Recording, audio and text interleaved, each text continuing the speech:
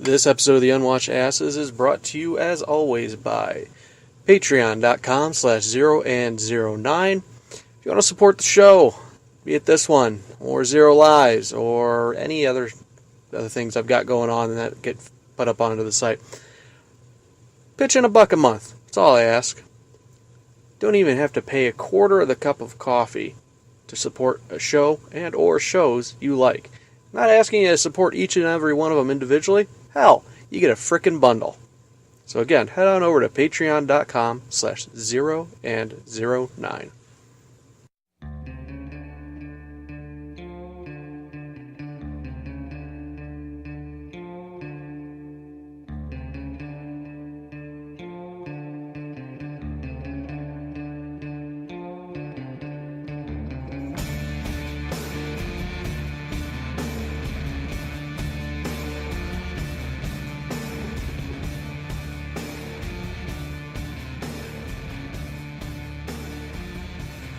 Welcome to the Unwashed Asses, episode 12, recorded Monday, April 24th, 2017.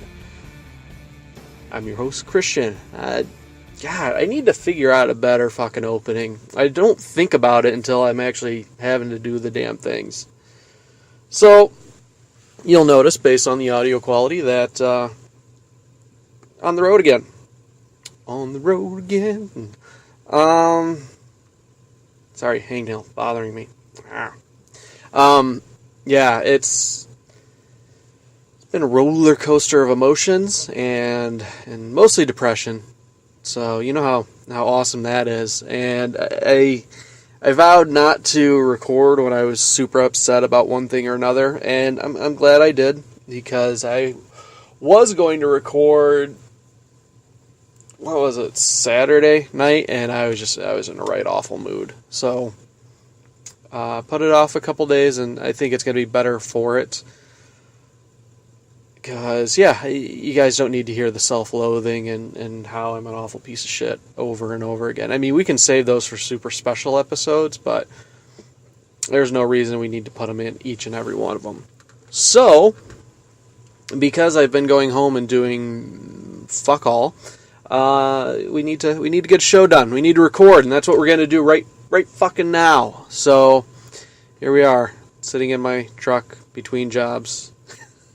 Actually, I'm sitting at a state park. I don't know if this is a state park. It's a park, though, and it's off the beaten path. And Illinois is not known for having, very good scenery. Like outside Chicago, anything man-made, yes, okay, it's going to look nice, but just natural splendor. Illinois has got pretty much fuck all going for it. You look at, anywhere, and it's nothing but fields everywhere. It's flat, and you can see for infinity in any direction. I hated growing up here because of that. So the fact that my work takes me down into Illinois on a very regular basis, I don't know. It's a love-hate thing. I cross the border so much, it's sometimes I'll call into somewhere and they're like, okay, well, what state are you in? And I say, I have no fucking clue. I don't know where I am, who I am, what's going on. But I'm sitting at this little park, and they've got trails and places to hike and run, and apparently a lot of people in the few minutes I've been sitting here bringing their dogs out. It's a good day for it. It's nice, it's sunny, it's warm. But I'm sitting in this parking lot looking over at just probably the most majestic valley that Illinois got going for it. There's trees, and there's actually a nice little dip. It almost tricks you into thinking that they've got hills down here. I don't know.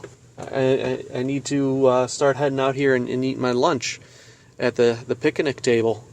But I digress. So, what are we going to talk about today? Only 3.5 minutes in. Shit. I don't really realize how much time I have to fill. It's a matter of finding a good, important topic and then being able to ramble. I've been obsessed with time lately, so it hasn't been working in my favor. When you're constantly looking at the clock and at times either A, not passing quickly enough, or B, passing far too quickly.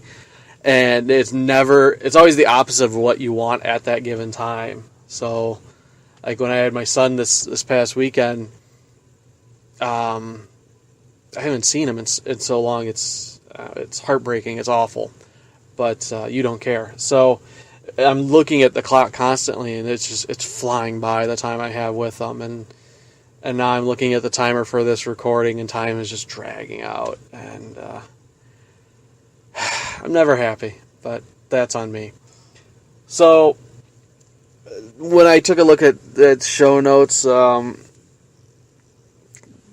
want to talk about American Gods, building a network as far as like an entertainment network, and I had settled on the importance of dedication in a relationship and sticking it out no matter how much of a pain in the dick the other person's being.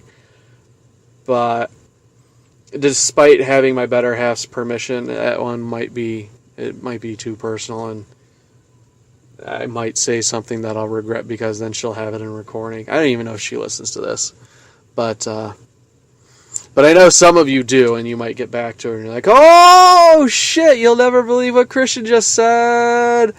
And then, yeah, we're fighting for the next 5 days. So, I'm just going to shut up right now. So, we're going to see if we can pick a third topic on a whim. So, the American Gods. The American Gods. No, it's just American Gods. I'm such a fucking old man. I want to say in one of the past episodes I had been complaining that I haven't been reading much. I've been spending a lot of time on Imager and Reddit and essentially just wasting my time because it's the same shitty jokes and same dumb pictures over and over and over again. And I realize I do it because I'm just looking to kill time. I'm looking to fill kind of a void. And it's easy enough just to fire up the app and flip through picture after picture after picture, rapid fire. And it's like eating cake. It's very sugary, but it doesn't fill you up, so you're always kind of going back for more and more. There's no real substance to it. And so I picked up, maybe a month and a half ago, I picked up American Gods. And I haven't read a book in, I don't know, at least 6 months. The last one I tried to read was the collected works of Lovecraft, and the guy was just... I appreciate what he was trying to do, and I liked the stories, but he was just a shit writer. He's just awful. And you're going to say, well, why? And I would love to just move on without saying why, but I have to. Otherwise, it might prompt some type of, fuck it. It's not going to give any type of backlash because no one gives me feedback on this show, which is fine. Whatever. Do what you will. But two, anybody I've ever talked to about Lovecraft, nobody fucking has read any of his shit. So I can't have an intelligent conversation with anybody about it. But suffice to say, he was lazy in his writing. He very much liked to cop out with there was a beast so terrible and horrifying it could not be described. And his protagonists are constantly blacking out and losing consciousness. So when something tremendous happens, oh, fuck, we blacked out. Okay, when the creatures and monsters in his stories induce a sort of hysteria in the protagonist, and which also causes them to faint. So it's very lazy writing, and that when something good's starting to happen, all of a sudden your narrator blacks out, and or they can't describe what's going on because it is too horrific that the human mind can't comprehend it. That being said, he built up a very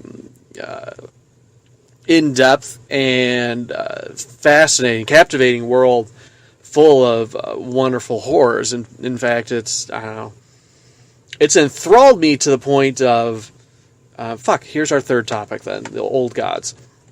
It's enthralled me to the point of it becoming my favorite genre in horror, and it's I can see the influence that he's had in very, very many facets of media that I'm enthralled with now. Namely, World of Warcraft has delved very deeply into, I don't know, I guess you could call it the Cthulhu mythos, essentially, where there's these ancient eldritch horrors that have been running things since day one and influencing man and everybody in the world, and whispering to the Denzians of the world and shaping things as they see fit, even though they're not physically present for a grand majority of it. Their influence is so great. That and Bloodborne. I talked a bit last week about how much I love Bloodborne. So the concept of the old gods fascinates me. And this is probably as close to religious as I'm going to get, where typically with old god fashion is they are ancient primeval beings that have ruled in the shadows for an untold millennia, where in Lovecraft there's no rhyme or reason as to why they do what they do, because one, we can't even comprehend what they look like without going into madness, let alone comprehend what their cosmic endgame might be. Now, there have been sequels to Lovecraft's work that weren't written by Lovecraft and dumb the story down to a good versus evil, where there's a group of researchers or archaeologists that have come about a cult trying to revive an ancient old god and bring about destruction upon the world, and it's a very dumbed down good versus evil story. And they start introducing a pantheon as far as like who they're related to, with the old gods being brothers and sisters, father, son, so on and so forth. And it's, I mean, to kind of dip into the meta a little bit, it is humanity's weak mind trying to square away and organize these things we cannot understand. And that was what I liked about the way Lovecraft handled it, was everything was told from a first-person perspective, and what we were doing in the stories was we were going through the eyes of the narrator, and it was up to them to describe to us what was going on. And there was never an instance where we got any other real perspective. And so when something super fucked up was happening, our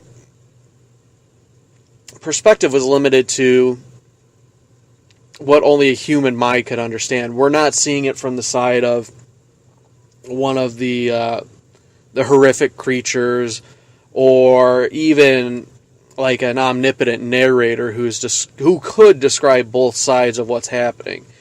And I believe that's the trope that Lovecraft leaned into too much. Now, it's a good thing, bad thing type of deal, where it facilitated building a greater sense of mystery, and it lets the imagination run kind of wild when these supernatural scenarios are happening. But as far as being comprehensive and getting a deeper understanding, if it sticks true to its nature, we don't get that.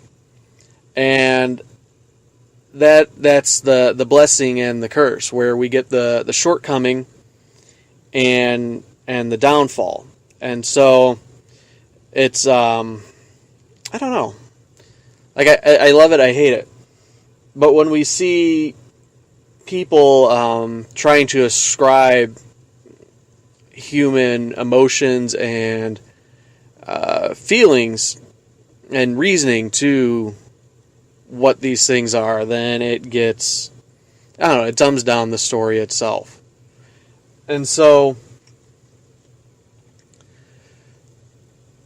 if you stick true to the concept, you see these influences, again, in two of my favorite pieces, with World of Warcraft and then Bloodborne. With World of Warcraft,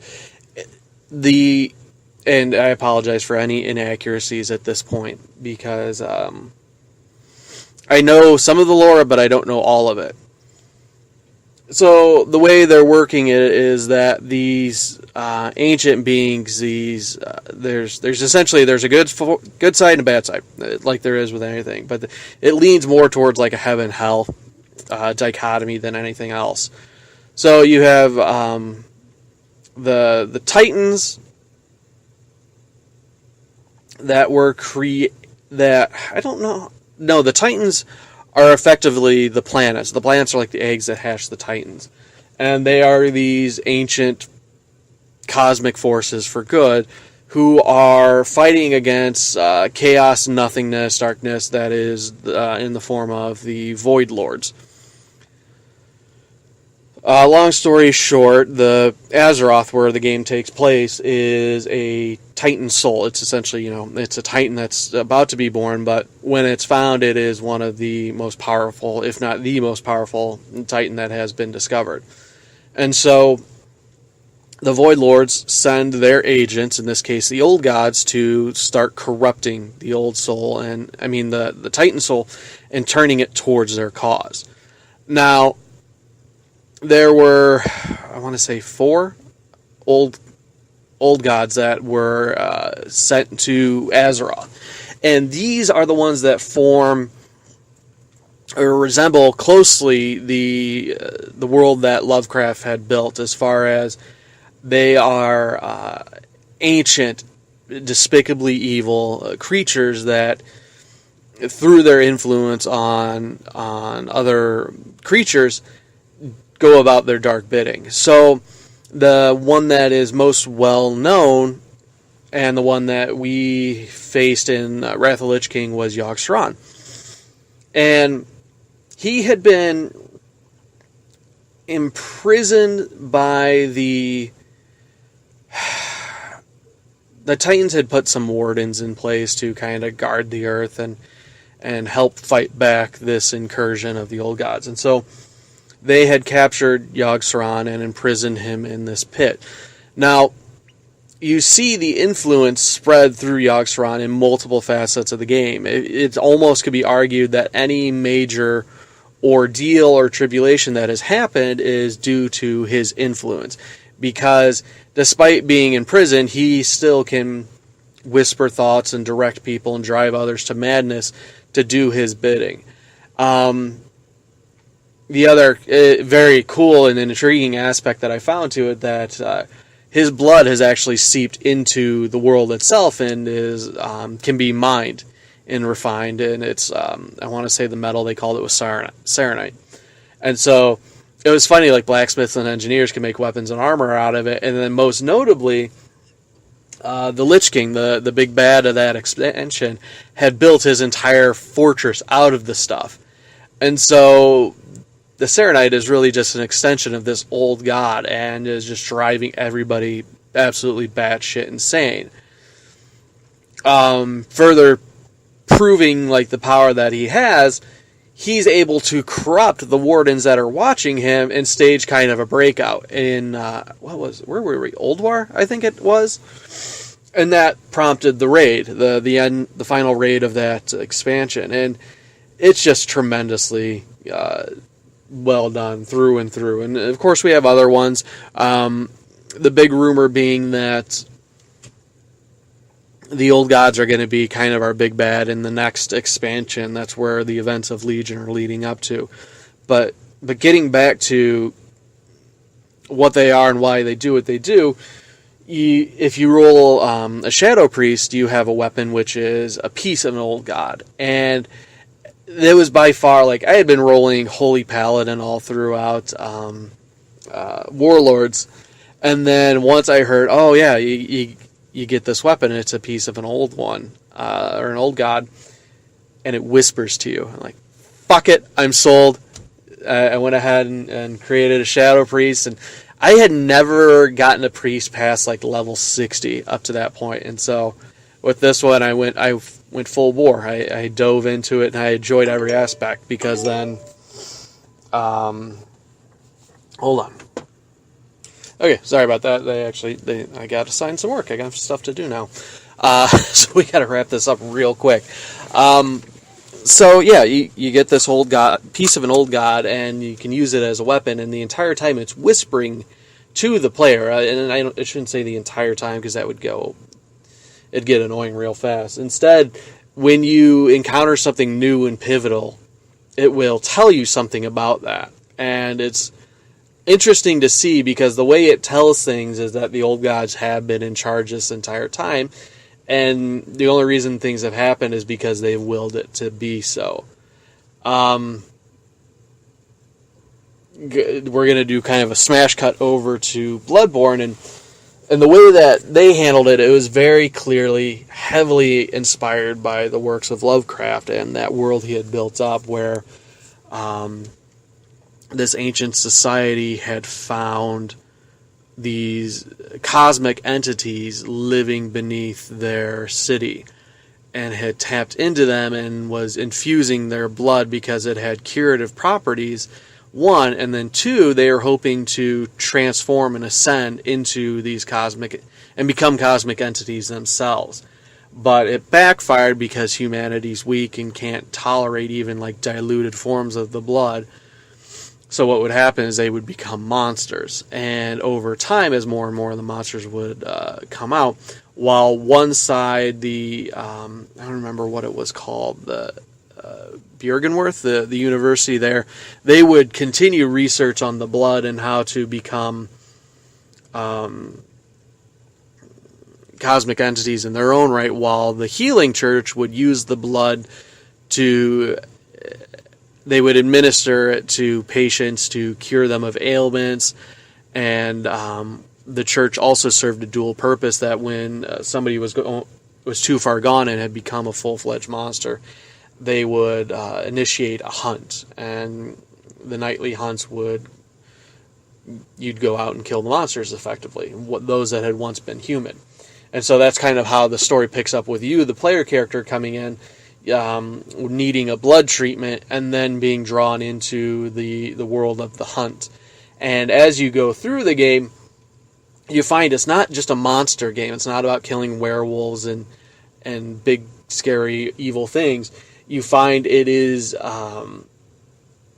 because of humanity's tinkering with these things they don't know, they are inviting essentially these ancient horrors, these cosmic beings, into the city of Yharnam and the surrounding area, and you see their influence as far as these old ones seeping into the minds of the people researching and studying it and corrupting them and turning to their own.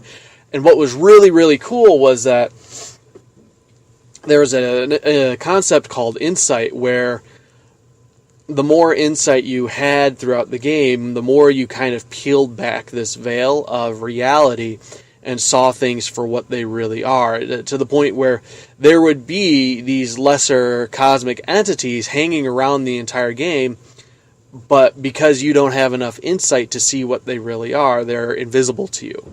They can interact with you and fuck with you, but you can't see them because you haven't been exposed, so to speak, to what they are. And so you can't see things for what they truly are.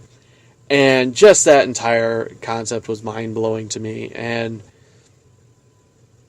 in long story short, it's very much a journey about uncovering the secrets of this land, this entire world, and then having the choice of either ending the nightmare, leaving it entirely and just getting the fuck out, or if you do things the right way, you get the kind of the true ending where you ascend and become the next great cosmic being. And again, it's told through subtlety. There's notes, there's pieces. You have to read item descriptions to get a full picture of what's going on. Multiple playthroughs are required, and it's just breathtaking in its scope. And that's what part of what appeals to me, is that there is this mystery to all of it, and it's putting the pieces of the puzzle together and then still being entranced with the overall I don't know, I don't want to say it's like a feeling of insignificance, but ultimately we are very unimportant beings that live for a very short time on a piece of rock hurtling through space. In the grand scheme of things, even if you are managed to be remembered for thousands of years after your life has ended, the grand scheme of things, we don't matter. And so it's interesting to see an imagined reality where there are these other greater beings that, while they interact with us, we're more of a casualty of what they're doing. They don't necessarily have an interest in us. We are just pieces to be moved at their whim. And it's all done in a very, not necessarily dark fashion, but more callous, that we can't understand and comprehend. And we are just kind of, we're caught up, not necessarily in a crossfire, but, you know, it's like when you walk through an anthill, you know. The ants are of very little significance to you. They were just standing in the path. It was unfortunate, but that's how it happens. And so, I don't know. I'm deeply enthralled with the entire concept of that. I guess you could classify it as a genre. And it's become by far my favorite form of horror. So anything, you know, kind of pertaining to that, it immediately catches my attention. But look at that. We filled 25 minutes. See? Just got to find something I enjoy talking about, and then I can't fucking shut up.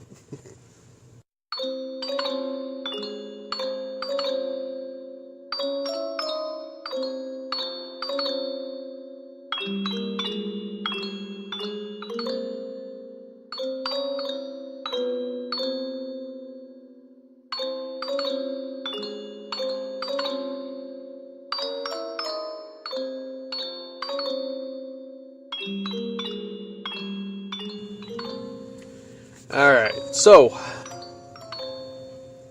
tired. I had to stop off, get some lunch, and now the sun is just, it's absolutely perfect out. Sun's shining, it's warm, I've got a very full stomach, and yeah, I could definitely do with a nap. But I mean, given the opportunity, I would probably just sleep for the next several hundred years. And, yeah. Or, no, we're not going down that road. I've been saying that way too much this episode. Like, oh, here's an unpleasant thought. And, no, don't follow that. Don't go down that rabbit hole. So, American Gods. That was a fun little tangent as far as what we went down to with the old gods. But I hadn't read in probably about 6 months, so I picked up American Gods, and everybody had been, you know, raving about it as far as, oh yeah, Neil Gaiman is fantastic, he's a tremendous writer, and the book's really good, and yada yada yada. And it's one of the longer books that I've read, and start to finish, I thoroughly enjoyed it. With the story itself, I mean, I'm not going to get into spoilers because it's one of those things where I think it's definitely worth the read. His writing style is just so on point, I would say. It's similar to mine in that there's a lot of good detail, but it still flows. There's not a spot where it gets boring. That's the problem I would run into a lot with reading like a lot of science fiction. There would be points where the book, depending on what character it was focusing on or what side of the story it was telling, the story would just drag, and it would be a chore to read, and it would put me to sleep. What I thoroughly enjoyed with his was that it was a matter of, there's this big long stretch in the middle of the book where stuff is happening, but not to the same extent that it was previously. Like, there's still exciting things happening, but compared to what you had been introduced to and had led up to that point, it's not as exciting. But it's a tonal change. It's telling a different story at that point, one that still facilitates the larger overarching story. And that was the thing. Like, I should have been bored with it. I should have, not found it as interesting, because at one point the character is literally reading a city council meeting book, as far as the records that had been kept in this small town for several hundred years. And even that, the way it was interwoven into the rest of the story was fantastic. And I haven't enjoyed a book that much in ages. And I'm trying to think of why it was that, I necessarily stopped reading.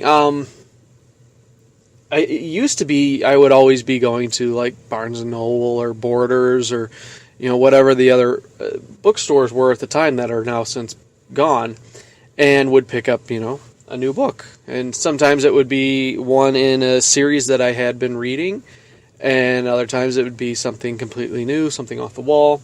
And I had what I thought, up until very recently, was a fairly decent collection of books.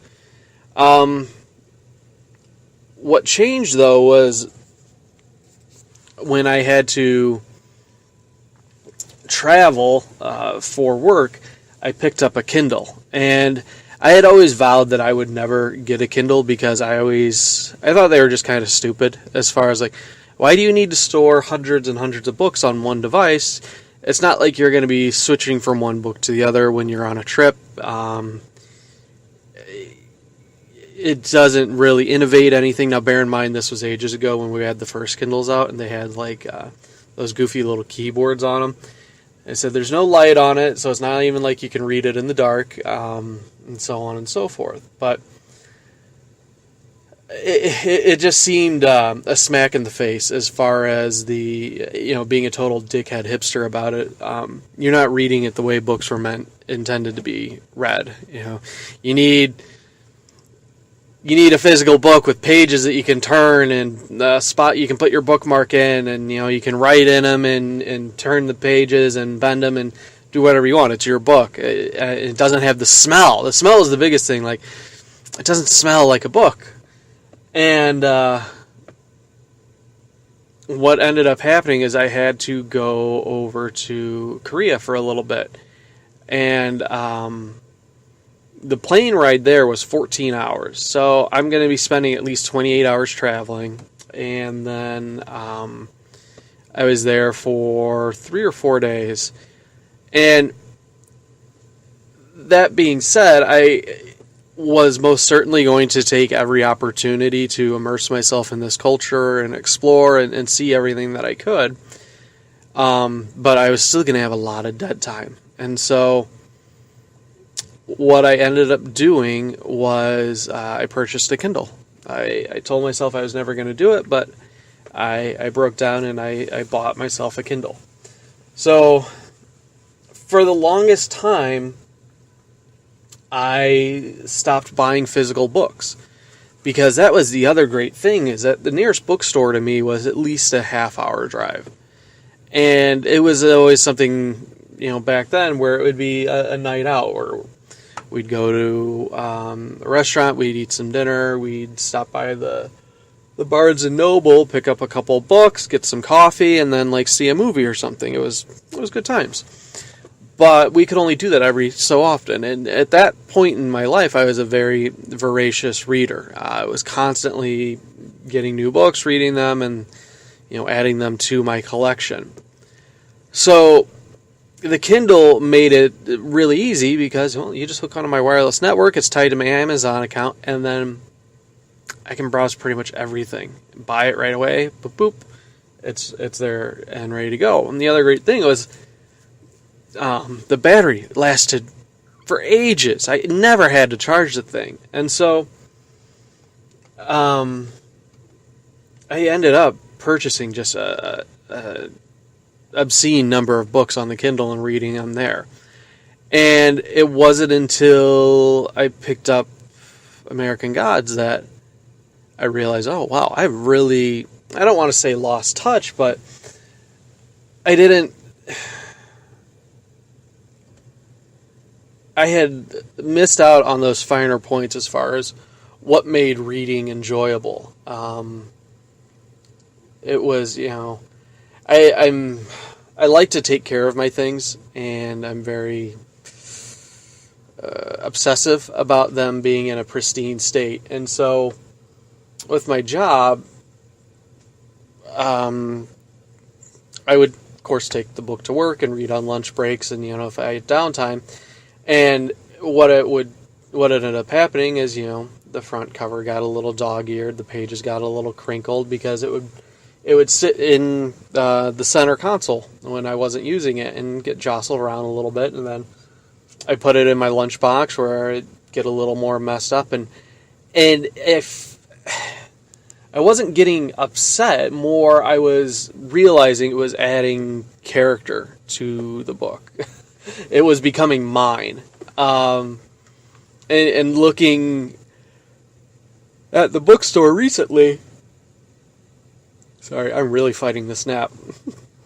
I found that a lot of the book's been republished several times and has a lot of different covers, but I'm seeing that mine is, it's different, it's unique, and so that makes me feel better in a weird way. And so I had come back to that bit of my life as far as, I've got a book and I'm working my way through it. The spine's, getting bent, and I've got a magic card that I keep as my book bookmark. There we go, bookmark. And just, working my way through it and actually being able to visibly see the process as far as like how far I'm into the book, how much I have left.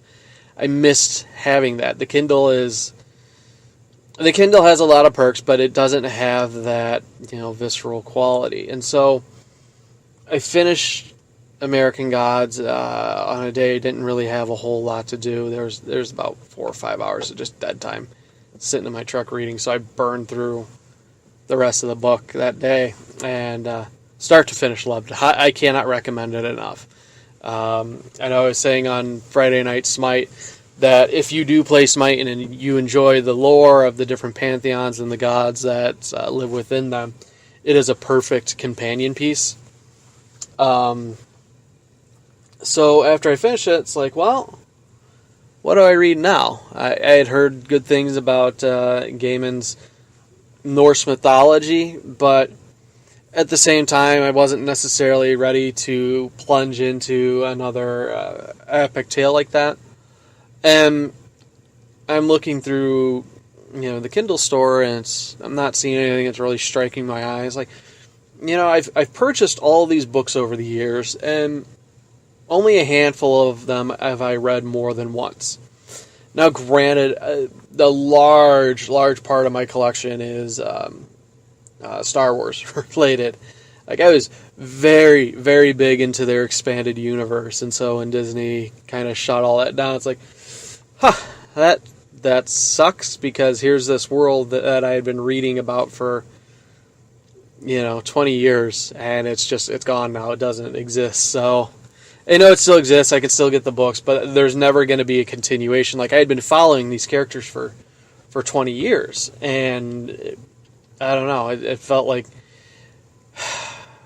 this is going to be another topic, but it would be honestly probably the biggest reason I don't care about Star Wars anymore.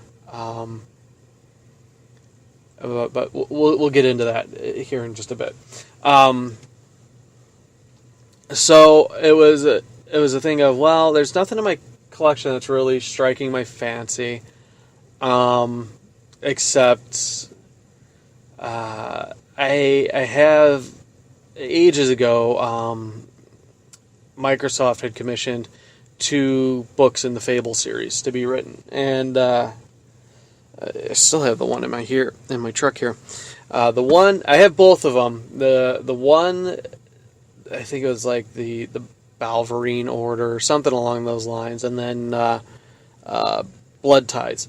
The Balverine Order, I knew the story fairly well enough. I haven't read it in years, but I still knew the story, and it was kind of your stereotypical heroes coming about and finding their place in the world, so on and so forth. Like you can figure out the beats of it pretty easily. And then I remember I had very much enjoyed reading Blood Ties. And there were bits and pieces of it that I remembered, but not in detail. And so I said, you know what, it's kind of smaller. Let's go ahead and bring that to work for the next couple days and read it. And I had forgotten what a tremendous writer Peter David is. And I know I have other of his books outside of the Fable series, and he's very boisterous and almost overly confident in his ability to write, but he pulls it off. And yesterday was another one of those days where I didn't have a whole lot to do, and as such I burned through a 300 plus page book in one day. But I found it interesting that it was kind of I can't put it down. Like, I don't know. It's because of the habit I formed where I would read just before bed to get my mind to, kind of start shutting down. That now if I'm reading, it tends to put me to sleep. It's a Pavlovian response. And this wasn't happening. The characters are, it focuses on one character, but he's witty, he's charming. The story is kind of, it's not necessarily predictable, but not inspired.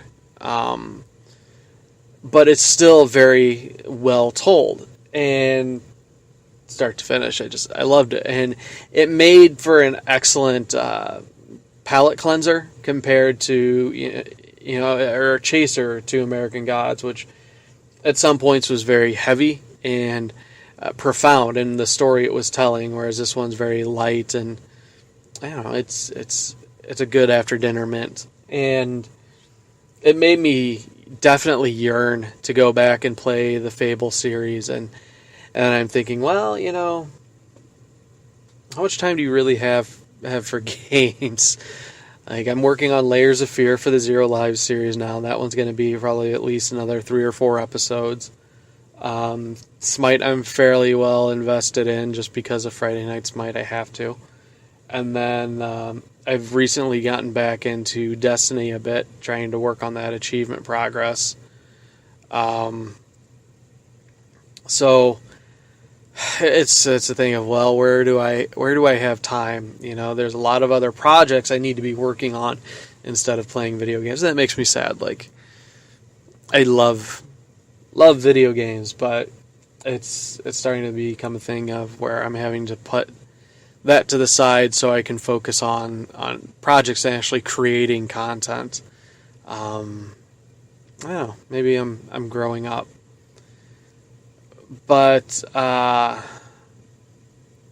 finished that, and now it's a thing, like, I'm reading again, and not just like reading, but voraciously so.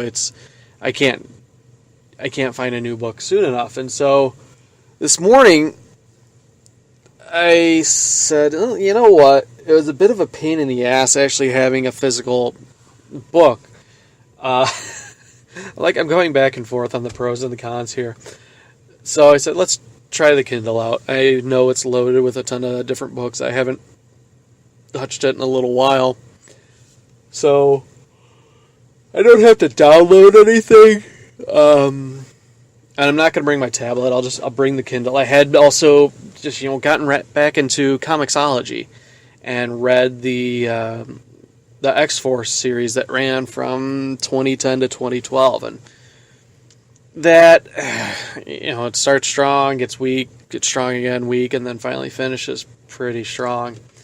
But it's a thing of like it's how I'm choosing to spend my time now. That's different. So today at lunch, I'm looking through the Kindle, like, what do I want to read? What do I want to read? I have a lot of different stuff on there. Also have a ton of my ex's books on there because we shared the Amazon account, and she bought all manner of hippy dippy stuff. I wonder if I could. Be nice if I could refund an Amazon book. Like, I'm never gonna read these. Could you please give me some credit? I'll even settle for like 50%. But no, I'm looking through, and there's one that I didn't. Excuse me. I hadn't apparently made any progress on. And that was volume 19 of the Vampire Hunter D series. And that was a book series that much like the Star Wars ones, I've been reading for ages. When I first picked it up, they were being translated from their native Japanese, and there's a lot of time and waiting as far as when the next volume was going to be published. So that was one I made it a point to go and buy the physical copies of, because not only did I want to have like a nice, impressive collection, but also they had original artwork by Hideyuki. Kikuchi wrote it. It was Yoshitaro Amano. I think Amano, was the guy who did the artwork, and he was the same one who had done the artwork for the Final Fantasy series up until Final Fantasy VII when Tetsuya Nomura took over, and then he still does like the covers and whatnot. But I always liked his whimsical, almost ethereal art style, where it is very traditional Japanese, but he applies like this dark fantasy element to it. And throughout each of the books, there were at least 5 or 6 different pieces of artwork, depicting the characters or a battle or what have you. And I always liked that, to the point where they did release a special collection of Amano's artwork for, I think it was specifically for the Vampire Hunter D series. And I picked that up, and that's what I'm going to do tonight. I'm going to go home, and after I have the shit scared out of me by Layers of Fear, I'm going to go read more of, or look at that art book again. But reading the book again, I'm wondering how I read so much of it, or why I enjoyed the series so much in the past, because it is very embellished and very like over the top, almost like I want to say spaghetti western, but I know that's wrong. It's just very dramatic, and only for the sense of being dramatic. It doesn't serve any other purpose. And I don't know. I mean, as I started reading it, I remembered it. Like, I've read the book. I think I've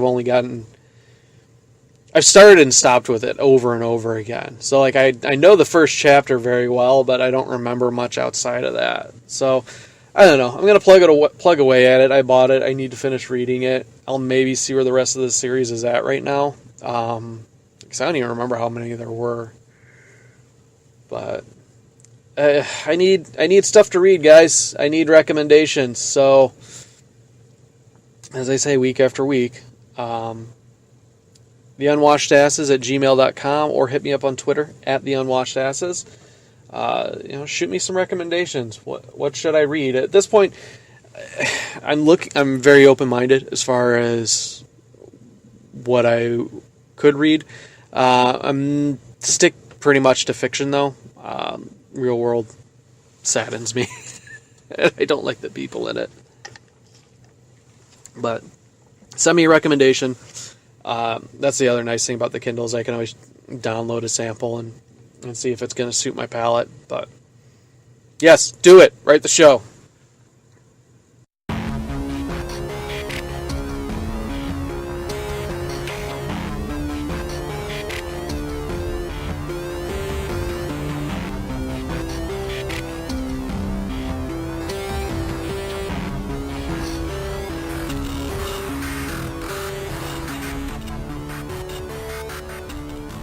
Alright, so yeah, I don't think I've covered any of the topics that I initially had wanted to talk about. It's all been top of my head, so that's good. We can definitely reuse those, and because this is going to come out Monday, and then assuming I don't get struck down by another foul mood, we'll have another show up Thursday. I'm still trying to... I'm torn, because we're wanting to compile our individual shows into a network of sorts. And it's all very focused on, like, gaming. But I know there are some that want to kind of branch off and do different shows about different subjects. And I don't know. Like, I'm open to the idea, but at the same time I want it to be focused. And then I also think, well, there's a lot of people already doing this anyways. Kind of do whatever the fuck you want. So it's a matter of, I don't know, fitting it into a schedule. I don't know. I need to talk to them about it. But I want to... Part of me wants to do a live version of the Unwashed Asses and throw it up on, like, Twitch or YouTube. The other part of me... Like, I already feel very self-conscious about doing it the way I'm doing it now. And that's without having a public-facing audience. Like, I don't have to look at a chat room and see what people are saying as I'm saying things and face. It's not necessarily criticism, but I'm very self-conscious. Like, I still get that overwhelming sense that what I'm doing is dumb. Like, nobody listens to this. Why would they want to listen to this? Nobody likes you. Blah blah blah. And it's a matter of, I don't know, I guess buckling down and doing it. Like, all the shows I listen to, I know there's a video equivalent to them, but I don't watch the shows. I listen to them all. And so I'm torn. Like, should I do it? Shouldn't I do it? I don't know. Maybe 1 or 2 episodes. We'll see how it feels. I guess just put the tip in, see how it feels, type of deal. And God.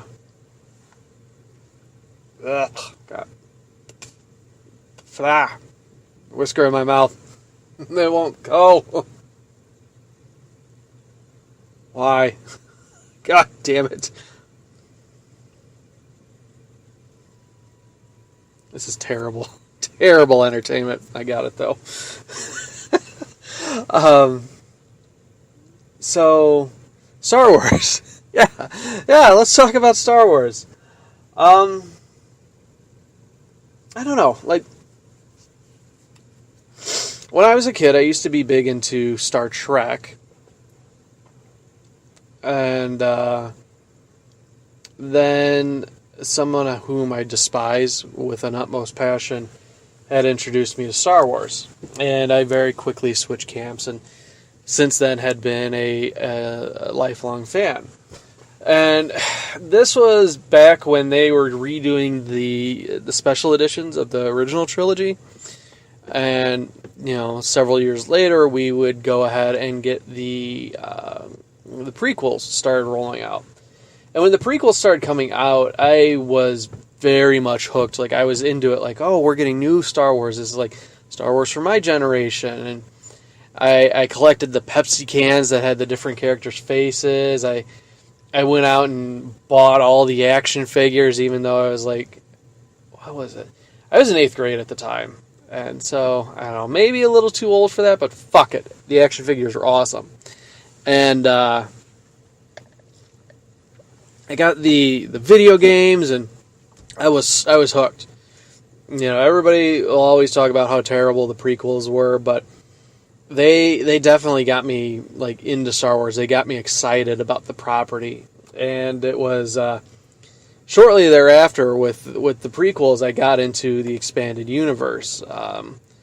Someone had gotten me the book Star by Star, which was already well into the Yuuzhan Vong story arc, and from that point on, I was hooked. But I was into, like, at the time, I was also living with my sister and her boyfriend, boyfriend, I don't know, they were on and off. And they were really big into Star Wars too, and so it was always a thing of like, oh, we're going to play Battlefront, or we got the Episode 3 game for the PlayStation 2, and there's a combat mode in there, like a fighting game, and that was a lot of fun, and I was big into it, like, oh yeah, Star Wars is the best fucking thing ever. And then the prequels went away, and there was a lot of nothing happening with Star Wars for a very long time outside of like books and comics.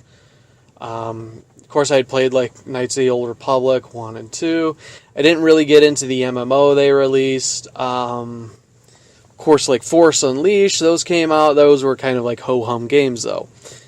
And there wasn't really a whole lot going on for the Star Wars property until a couple years ago, when Disney, as you know, bought out Lucasfilm for $4 billion. And they acquired the rights to Star Wars and all that. And then they announced, we're going to go ahead and we're going to get an Episode 7. And at this point, I was I was excited, just like anybody else. And then when they announced that the extended universe up to that point was going away, I was sad. But I was still processing everything. Like, oh, well, we get a movie, and who knows, at this point, Disney had already earned my trust because of what they had done with the Marvel Cinematic Universe. And so I'm like, if it's bad, it's bad, but I'm going to be optimistic. And then when that first teaser trailer dropped, it's like, oh shit, Star Wars. And I was in, like, yeah. And I had an ex at the time who got me the remastered Battlefront for my birthday, and it was a thing of like, oh, I was talking to my cousin at the time, and he's really into Star Wars, and we're talking back and forth about what we're seeing, what our theories are, and it was exciting again. And I went and I saw the movie by myself, and it's like, yeah, this is amazing, Star Wars is back, and then we got the word that there was going to be a spin-off, Rogue One. It wasn't going to be a numbered movie, it was going to be its own separate entity. But essentially, we're going to get at least one Star Wars movie a year. And so, with the Force Awakens, I got it on Vudu and watched it a couple more times. But by that point, the magic had started to fade already, and I wasn't as enthralled with it as I had been in the past. Like, I'll watch Empire Strikes Back all day long, but I don't know, there's just something like Force Awakens was good, but it didn't, and somebody's probably going to find some audio of something I did when it came out that contradicts this, but I don't know, it was really good, but it didn't have that lasting power, it didn't have that lasting appeal. And so when Rogue One came out, I was even less enthused. Like, I like the idea that we were getting a side story, and that wasn't going to, focus on the Skywalkers, because those were some of my favorite stories in the expanded universe, were like the ones focusing on the Republic Commandos or the Mandalorians, or essentially anybody aside from the fucking Jedi. But when I saw that they were gonna lean heavily into the story just before A New Hope, and then on the final execution of the movie, and I know I did a show about this, I fell asleep during the movie. And since then, the movie's come out, and you can get it on Blu-ray or digital, and I haven't yet. I don't care. I don't have that same enthusiasm for Star Wars. And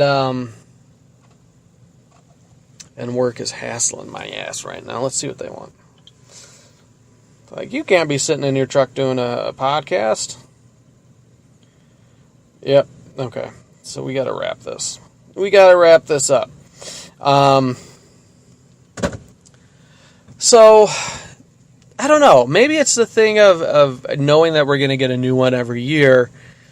Or maybe that I am now older. Like, I want to show them to my son and get him excited about the things that I enjoyed and start bonding and forming these memories. But I'm not enthused about this series. And then when we had the most recent Star Wars Celebration and the first trailer for Episode 8 come out, it's just like,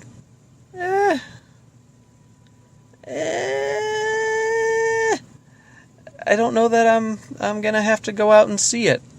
I mean, I will eventually, but it's not gonna be an opening weekend. Maybe not the first few weeks. I don't know. Like, I'm definitely way more hyped about Guardians of the Galaxy 2 and Thor Ragnarok than I am Star Wars Episode 8. The one where Carrie Fisher's dead. This is her last role as Princess Leia. Luke is taking an active role in the story. Kylo is going down, or Ben Solo is going down his road of becoming a Sith Lord. And then we're going to find out who the parents of Rey are. Like, there's a lot of really big shit happening, and it's supposedly going to be the equivalent to, like, Empire Strikes Back in terms of tone. But,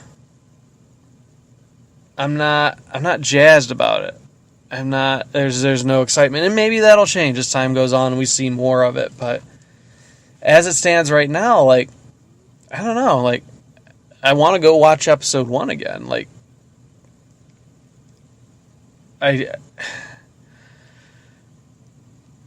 maybe I'm just too old.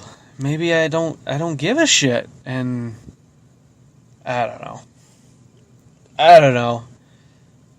Depression's a bitch. Like, I have very little interest in things that I used to absolutely love, and all I want to do is sleep anymore. And on that depressing note, that's going to wrap up this week's episode. We'll be back Thursday, brand new episode. Of course, Zero Lives is going out tonight, playing more of Layers of Fear. And then, as always, Friday night Smite. They're going to have the go-kart event live, so we'll see how that handles. And until then, of course, write the show. The Unwatched is at... I can't fucking talk.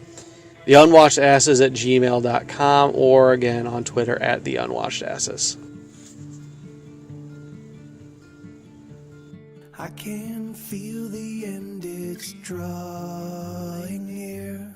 It will soon be here. Oh, that much is clear. So shut the doors and turn off the lights. Let us sleep tonight. Let us huddle in the dark.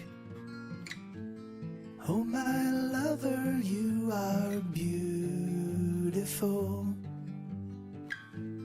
but that beauty comes at such a price. And I know that you'll soon disappear, like the dark and the night.